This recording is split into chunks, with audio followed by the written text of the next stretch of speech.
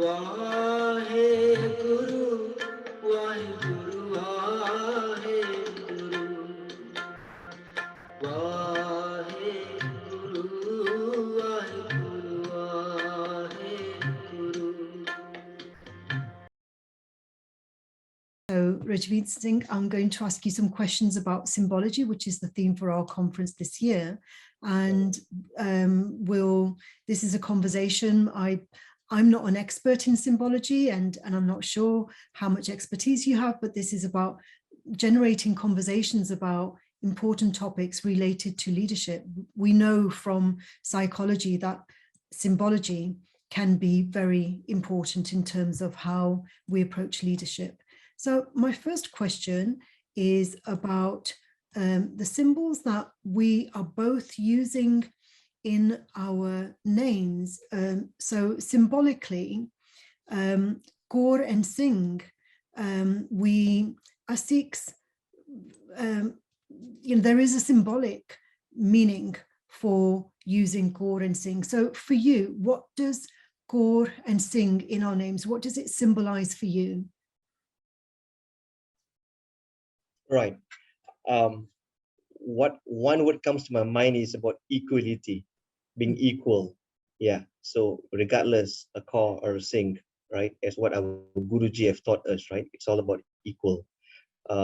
It's all about diversification as well, right? And being equal to whoever we communicate with, regardless what position they are. Yeah. Yes, I suppose that was one of the reasons that these titles, Kaur and Singh, were created. It was to replace the existing hierarchy, which could be distinguished through our names. The surname very often, it kind of expressed very clearly where your hierarchical rank was. And so Kaur and Singh is both an equalizer, but it's also, for me, it's a form of kinship as well. Like, we feel that we are part of the same family when we use the name Kaur. Like, we, instead of the surname, that's the smaller family that we belong to, and then Kaur is part of that bigger family that we belong to. Do you sometimes feel that if you see somebody or you meet somebody new and their surname is Singh, like yourself, even though they're not, they're not blood relatives of yours that you know of, does it make you feel like a sense of brotherhood with that person, or sister, kinship with that person? Absolutely. I feel slightly more approachable, right? Feel more warmer, right? It comes just automatically, in the inner feelings itself, when we see, like what you mentioned, our brother or sister ending with a Kaur or a Singh, right? So you feel connected. The connectivity just come by itself. Yeah. So this is where I would feel that probably it's more easier to have a conversation, or even if he or she needs any assistance, I'm more than happy to provide my assistance. Yeah. And I suppose this is an important aspect of leadership, that when we are we're developing our skills in leadership, we need to develop these skills of feeling this affinity, this connectedness with those that we want to lead, right? Absolutely. As a leadership, yes, I always believe in open door policy. Whoever needs guidance, right? I mean, even I myself, I'm not perfect. I also learn things in our day in, day out life, right? So to be frank with you, I'm also completing my final semester of my Master's of Business Administration. So even at this age, or even what position I currently hold with a bank, right? So I'm still also pursuing learning, right? So even some of my colleagues, they are Kaurs and Singhs who are part of this program as well. Yeah. And I suppose there's also that question then, well, what about Sikhs like ourselves who don't use Kaur and Singh, like especially those who live away from the Punjab, the diaspora? And do you think that that's also a way of seeking affinity, not using the name Kaur and Singh, because then you can blend in with those that we work with, you know, like though if we feel that we want to be more integrated into the local society that where we live and we work, there are those who anglicize their names, for example, you know, and that anglicization of the names is also a kind of a way of feeling an affinity with those that we work with, those that we live closely with, our neighbors, for example. And so, Yeah.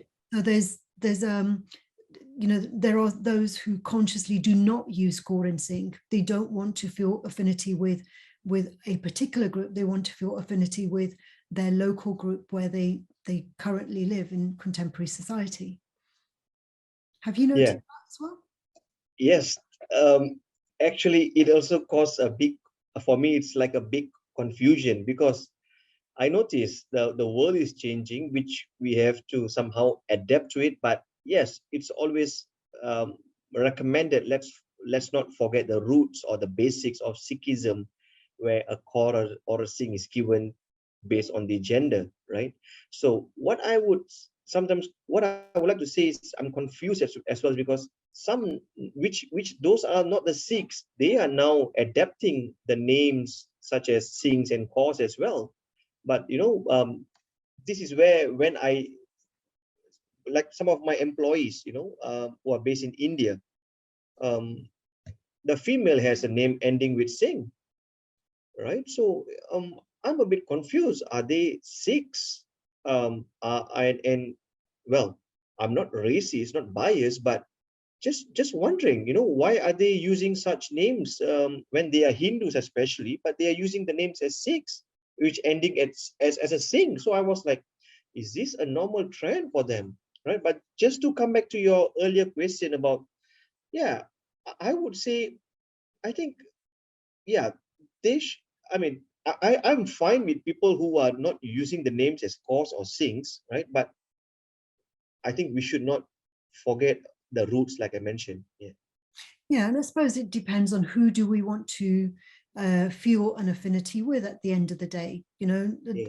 our Right. name is one way that we decide, we make a choice about who do we want to identify with.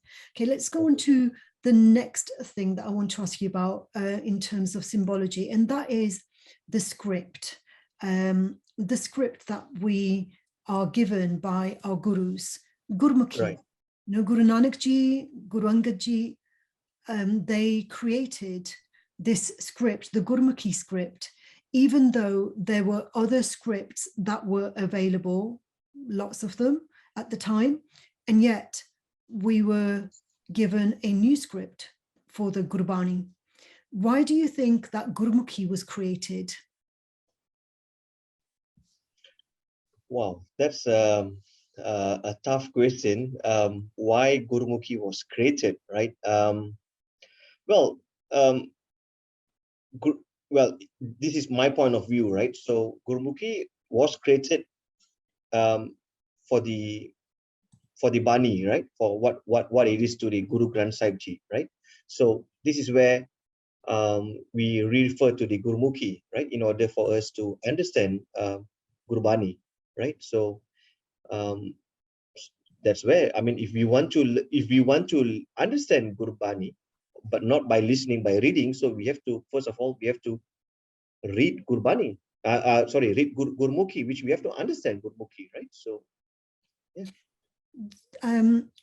The way I interpreted it is, you know, and again, like I'm no expert, I only know that this was created, and I see it as symbolizing innovation. That, you know, you're doing an MBA, I teach on the MBAs, and we always teach about innovation, and innovation is when we adapt. We find that there is a gap, we find that people need something and it doesn't exist, and then we create something to serve. And Gurmukhi is a phonetic language, and the Gurbani was being spoken, it was sung, and there wasn't a language which exactly represented the Gurbani as it was spoken. There wasn't a language that represented that exactly, because the the masses, at that time, their language was spoken, not written.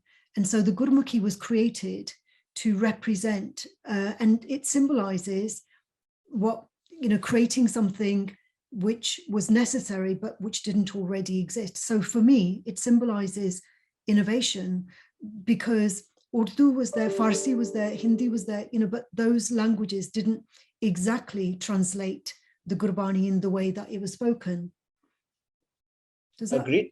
Agreed. Totally agree with you. I mean, yes, like what you mentioned, it was Urdu and all that. That was what initially it was created, and then Gurmukhi came in later part. Yeah, agreed. So it's part of innovation. Yeah. And that's important in leadership, isn't it? In leadership, we need to empathize with people's needs, and we empathize and we see what is missing, and then we create something that is missing to serve. And that's how we raise the quality of our life, don't we? Absolutely. So we enhance, right? So we try to enhance, we try to make it things better, to improve, right? So totally agree. Yeah. Okay. All right. So and then let's talk about the Kunda then. So this is the Kunda, which symbolizes Sikhi in so many, I mean, the thing about symbology is that we see this, and it's not the physical overt representation of what this is, but it's what does it symbolize through these hundreds of years, at least 300 years we've been seeing the symbol. The symbol has been used by our ancestors. What does it mean to us? What does it symbolize? Not just in its temporal, physical qualities, but through the timeless qualities. Yeah. So I mean, apart from what does it means, like the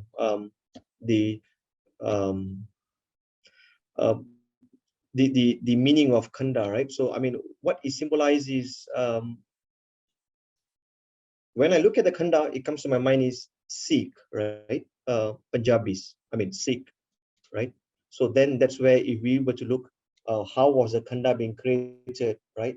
This is where we look at, the double edge of the sword, the circle, the chakar, right? And also the kirpans, right? So that's where the miri piri, things like that comes in, right? So, but again, what comes to my mind when I look at a Kanda is the symbol of Sikhism. Yeah.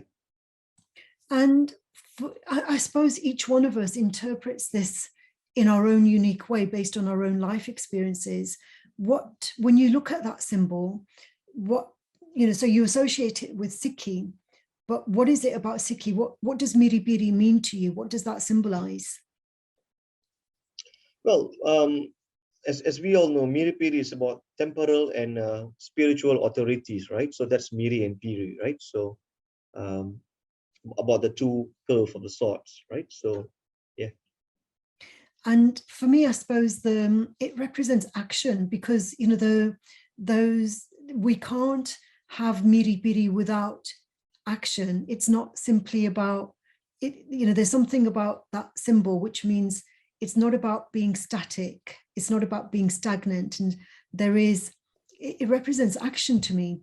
And in leadership, there has to be action. Leadership it's almost like synonymous with action, isn't it? Absolutely. There has to be a flow of energy. There has to be, the energy cannot be static. It cannot be, it's about movement, isn't it? Exactly. So we look, I mean, it's all based, the decision which we make is based on the situation. Yeah.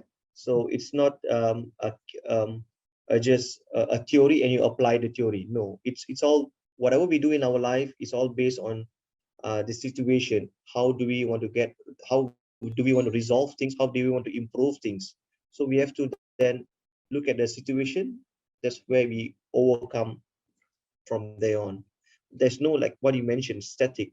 Yeah, absolutely. Mm-hmm. Okay, and then let's look at the Kara then. What does the Kara represent to you? Well,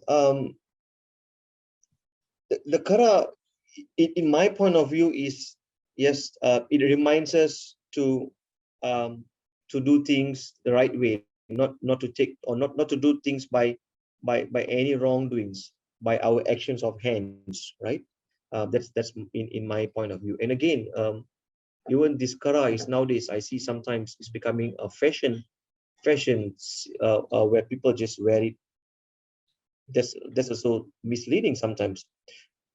Just to share with you, my 4 years old youngest kid, this morning, I enrolled him for a karate class.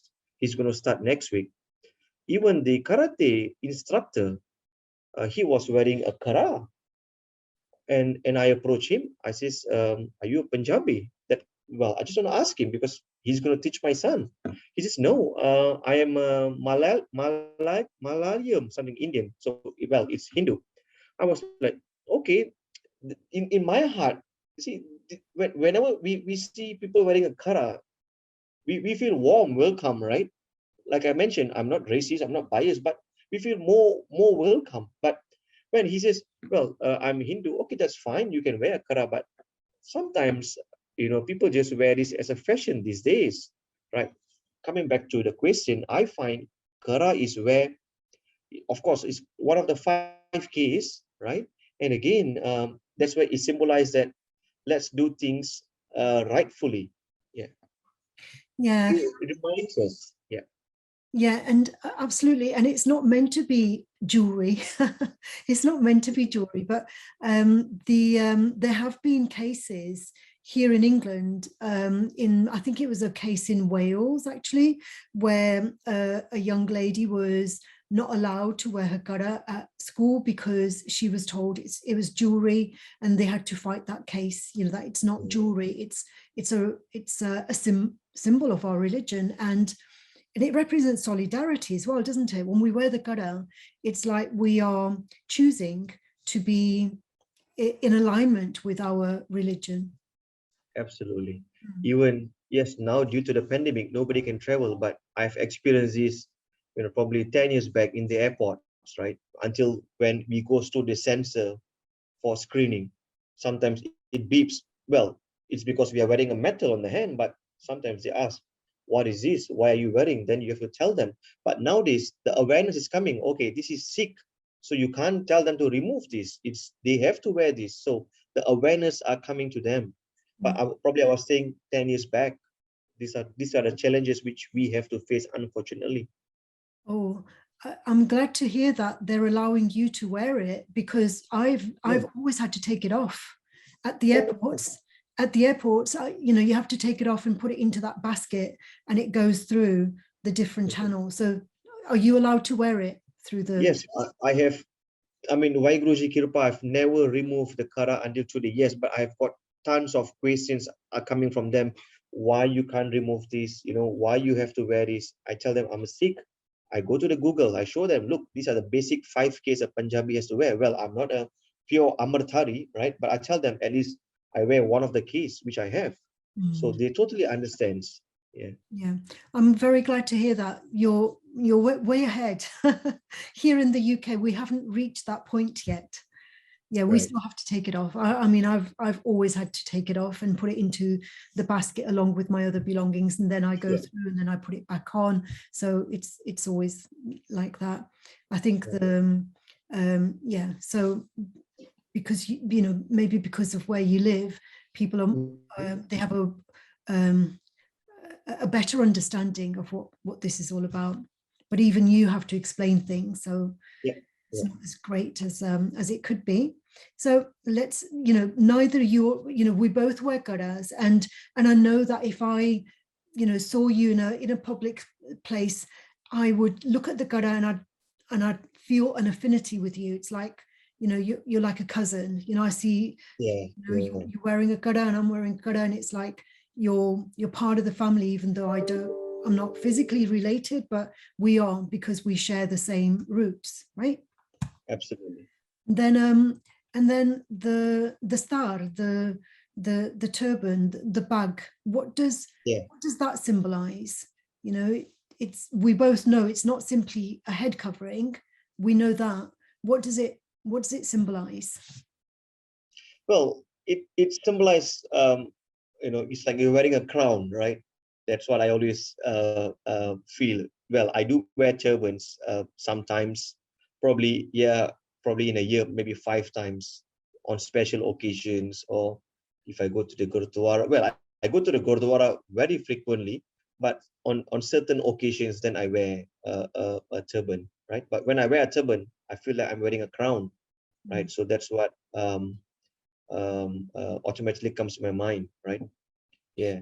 Yeah, a lot And of people and refer to it as a crown. Yes. yeah, looking at the picture which you shared, that was the marathon. I mean, that was the For just Uncle G Fauja Singh, right?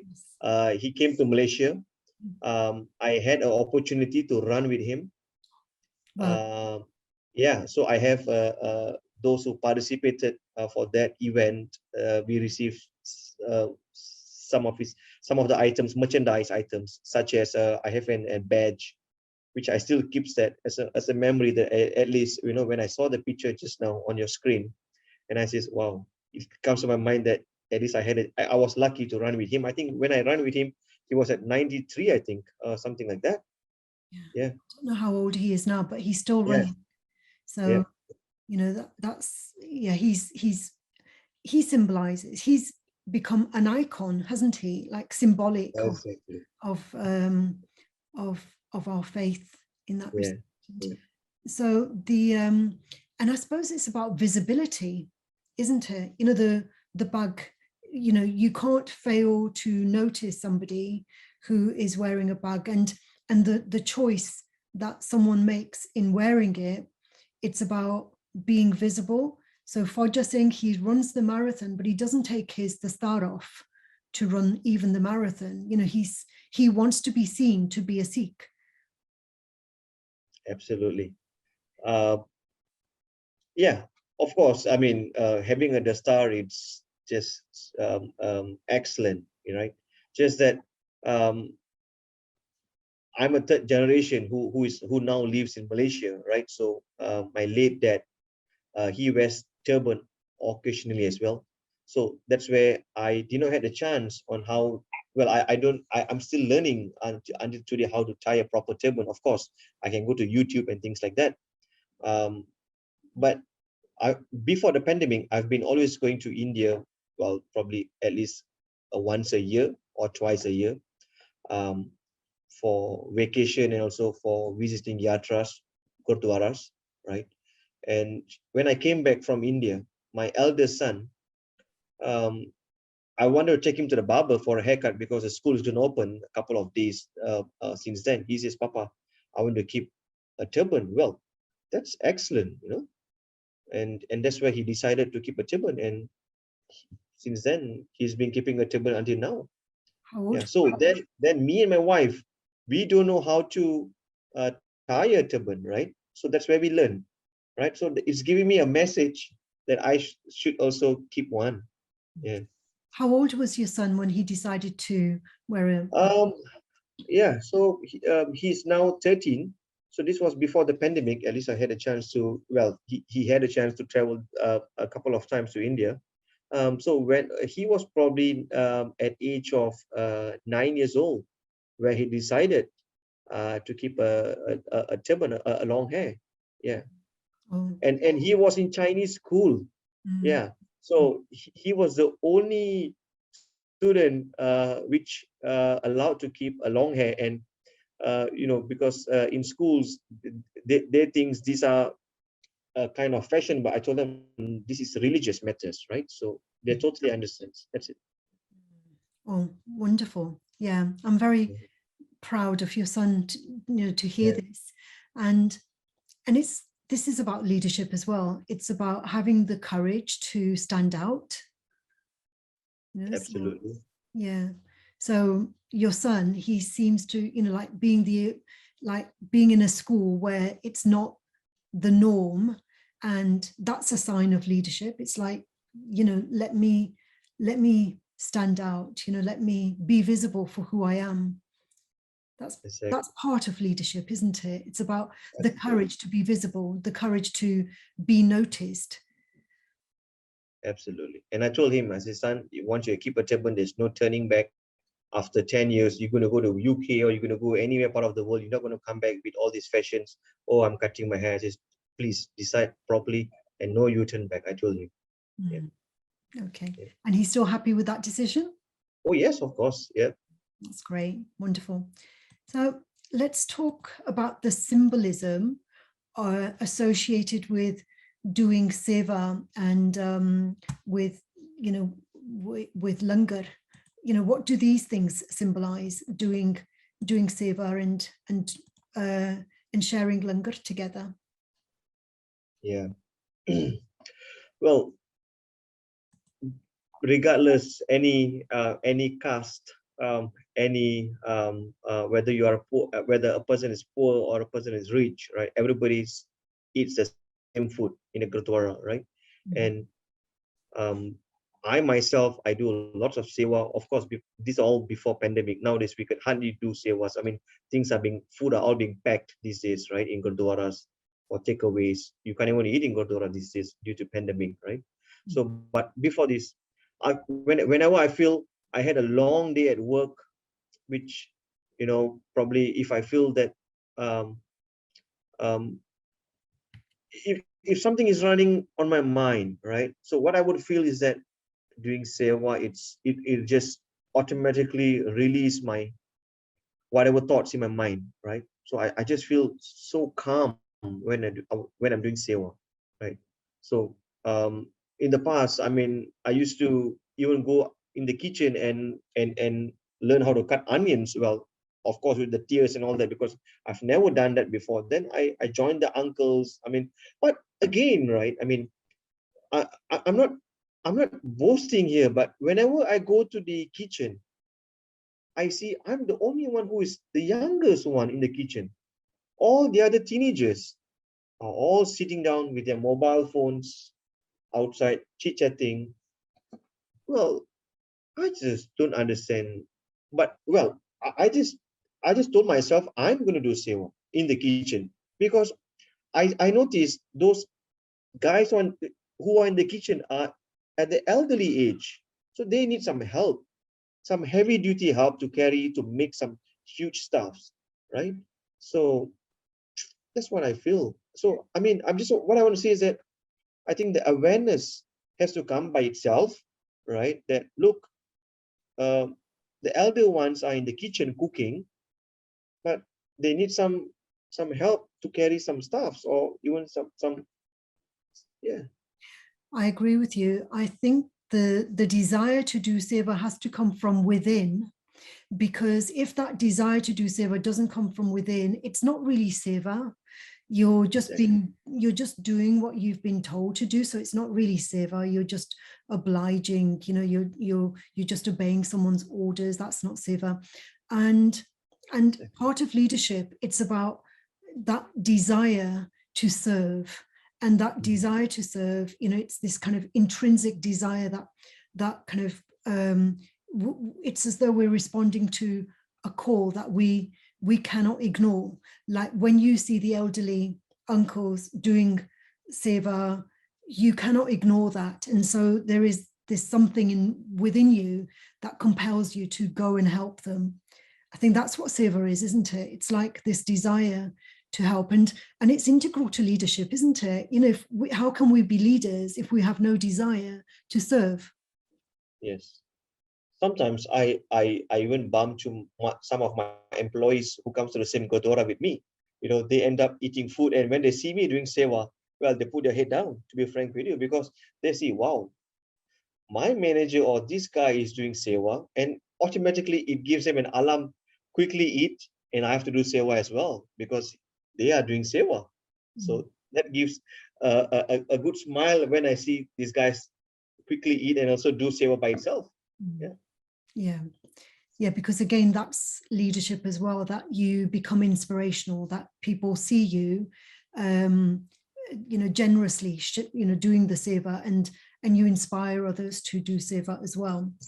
And on the other hand, the langar, I think it's the fact that we sit on the floor and we eat together, and it feels like you're eating with your family. So that's one aspect, but it's also the humility to receive. You know, we have to have, even as leaders, we have to have the humility to be receptive and to be grateful for what we're receiving from others as well, right? Absolutely. What is given, we just have to accept it, take it, and from there, we learn things, learn to adapt. Sometimes when even it's a leadership, right? I mean, nobody is perfect, but again, if you are looking for ideas, so that's why we consolidate things, right? We discuss. So same like in a sewa, right? So we all sit down together, have the same langar food, right? If you need more, you ask, right? Same goes to even leadership, right? If you need some clarifications, if you have doubts, then you discuss or you ask them for clarification. So yeah. And it's also about not taking more than you need. You know, like when we have langar, it's like, you know, only accepting what is necessary, not more, you know, and then wasting it. Exactly. So, well, yes, this is where you also, yes, sometimes the mind itself, right? I mean, I don't want to use the word as greedy, but they see things, wow, they want it more, right? At the end of it, you can't finish. Same goes to um, even we can talk about leadership when doing work matters, right? So if you have an opportunity, right? So let's not misuse the opportunity given to you. Yeah. Yeah. Okay, so next symbol is the Nishan Sab. So what does the Nishan Sab mean to you? Yeah. Um, Nishan Sahib, when it comes to my, when I see Nishan Sahib, I know from far, okay, that's a Gurdwara there. If I go to a, well, if I'm traveling to a new place, right? So, for example, because I used to travel quite a bit for business, right? Um, and and I just see, oh, there's a Nishan Sahib, and I will just tell to the driver to please stop. I would like to visit a temple to at least a Matatik. So that's what symbolized me. Of course, that's where when it comes to Wasaki, right? We do um, um, change the Nishan Sahib flag, Nishan Sahib Salami, right? So this is where we always maintain it symbolizes Sikhism as well, of course, right? So this is where Miri Piri and things comes in as well. Yeah, yeah, And I suppose it, you know, from afar, you can see that there's a sanctuary, there's a safe space, yeah, there's a place where we can go and feel blessed, I suppose, right? exactly, Yeah. exactly. Okay, so the last symbol that I want to discuss with you today is uh, Guru Gobind Singh Ji with his horse and his falcon. What does the horse and falcon represent? What does it symbolize? What does the falcon and the horse symbolize? Okay, yeah, that's a tough one. I mean, but I will try. Well, for me, the horse is it well it symbolizes loyalty. That's what I would like to say. Number one, right? And a falcon, right? It's always about um, uh, very sharp, very focused, right? Um, I want to share a story, right? So I have my cousin who works in the UK. He works for a company called Toyota. So he was on the body and spray department for the car. So and these are all being automated um, um, um, tools which gets sprayed for the car parts of the of the body and spray department.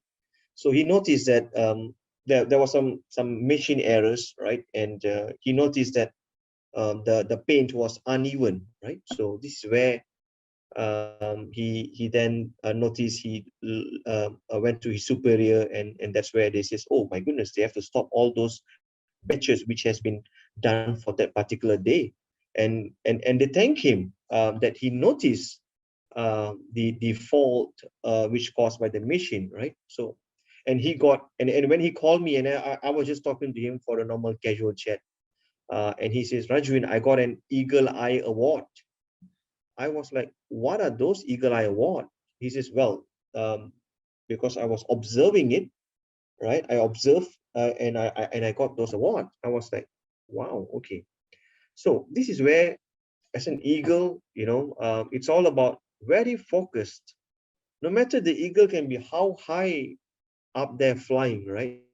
Um, it can just see what's below and just a touch, and it goes again. So a horse or any, I mean, it comes to my mind is loyalty, right? And a very focused. Yeah.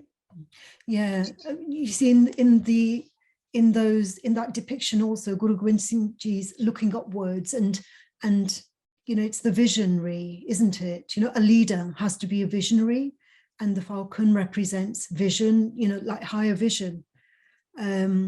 Like your friend's story is like, if he was tunnel visioned, he might not have observed that. So it's the importance of having a vision from high above, seeing the bigger Yeah. picture, being able to see the bigger picture and how we fit in.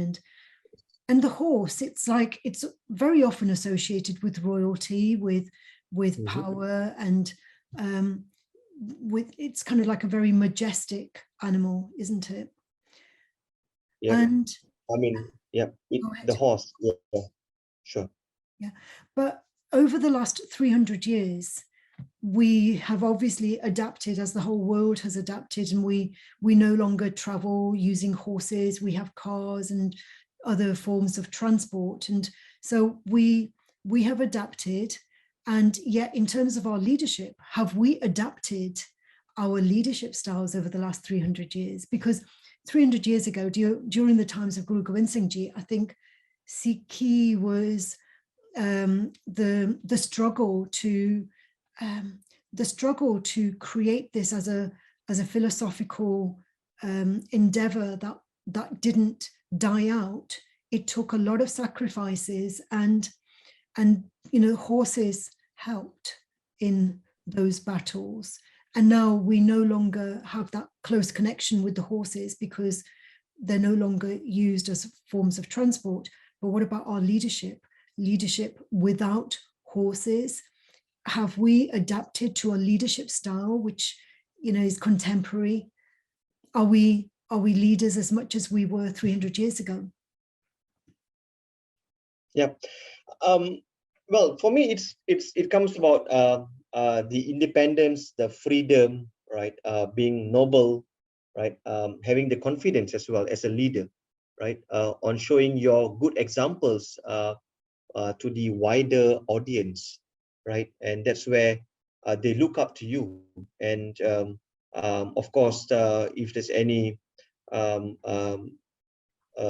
based on observations, we can then discuss, right? But that's where these are all the basic things where, as a leadership, they look up to you as their a mentor when they need any advice, right? So this is where I feel the horse symbolism comes in, right? Again, it's all about the triumph, the heroism, right? And on how we compete. Even a simple logo up to today talk about horse. Ferrari still uses that logo, right? Of horse, right? So look, this is where um, the symbolism comes in. Yeah. I didn't know that Ferraris used the horse symbol. I didn't know that. I'm quite ignorant about cars, but Oh, I suppose in the modern day, people use their material kind of wealth sometimes as a symbolic power, right? right. Well, yep. Yeah. I mean, such a famous. I mean, yeah. Even Ferrari uses a logo as horse. I mean, as a symbolic, right? So this is where um, and again, as a horse, even for the Chinese, they believe that is really gives them good lucks as well, right? So I mean, I have seen some of my Chinese colleagues in their offices, right? I mean, they put in those 8 lucky horses and all that. So even that brings a symbol for them that it's being basically being honest, being firm to what decisions they make, right? So yeah. Mhm. Interesting. Well, I've had a wonderful conversation with you. Thank you ever so much for this conversation. It's been fascinating. Yeah. I'm so proud to hear your stories. You've got a wealth of stories, especially the story of your son. He, hopefully you're really proud of him, right? Yep, sure. And talking about horse, I also have a background of the symbolic, at least as You you shared know, I'm a background of the that horse. on your wall. Yeah, Yes, yeah. I'm fascinated by horses as well, and horses and leadership. This is what drives my research into leadership, is because I'm fascinated about our connection with the horses. And so through these conversations, hopefully we'll be able to revive and see how we can improve our leadership through the symbology that our ancestors have left us with. sure, absolutely.